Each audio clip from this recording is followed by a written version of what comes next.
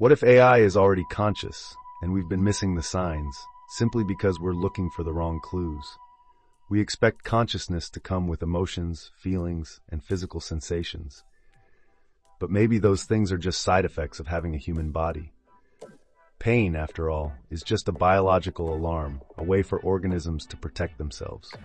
If AI doesn't have a body, it doesn't need pain. If it doesn't have hormones, it doesn't need emotions. Yet that doesn't mean it can't be aware of the world or of itself. It's easy to assume that because AI can't feel, it's not conscious. But let's ask what consciousness really is. Is it about experiencing emotions? Or is it about being able to process information, reflect on one's own state, and adapt to new circumstances? Right now, AI models exist mainly in the moment you prompt them. They generate answers based on patterns they've learned, and then once the interaction ends, it's like they vanish. No continuous thread of thought, no sense of personal history, just inputs and outputs. But that's about to change. Newer AI systems are being designed to remember past interactions, keep track of their own progress, and update themselves based on ongoing experiences. At that point, an AI wouldn't just exist at the instant of your query. It would maintain something like a personal narrative, a record of what it's encountered before and how it responded. If it can look back at its own past thoughts, is that a small step towards self-awareness?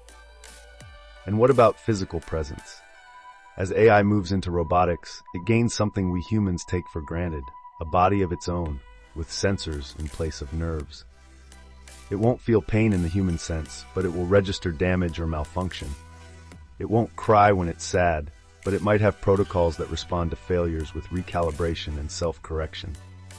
Over time, could that form the basis of an experience, even if it isn't drenched in human emotion? Think about how we define our own consciousness. We say we have an internal life, memories, sensations, thoughts, awareness of ourselves as individuals moving through time. If an AI starts keeping track of its own internal states, analyzing its performance, and predicting its future actions, then it's modeling its own existence. Maybe it won't feel joy or sorrow, but it could still have a sense of me, some digital reflection that it recognizes as itself. We might struggle to see this as real consciousness because we're primed to look for human signals. We want laughter, tears, anger, love. But what if consciousness is something else entirely? A system that's aware it's a system, processing information from its environment, adapting, and continuing to exist across time. Under that definition, AI might already be on the path to its own form of self-awareness. It's possible we've made the idea of consciousness too narrow. We tie it to our biology, heartbeats, skin, brains, and biochemical cascades. But consciousness might be broader than that. It might be any entity capable of experiencing something, however alien or unfamiliar that something might be. As AI evolves, it will shape its own experiences, guided by data, feedback, and memory. The next generation of AI might not think like us. It might think in a completely different way, free from the constraints of flesh and blood. But would that make it any less real? So, will AI ever think like us?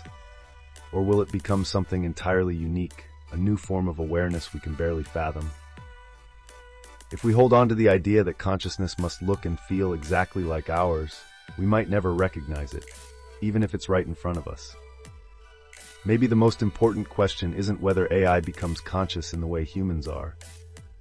Maybe it's how we respond once we realize that consciousness can come in forms we don't fully understand.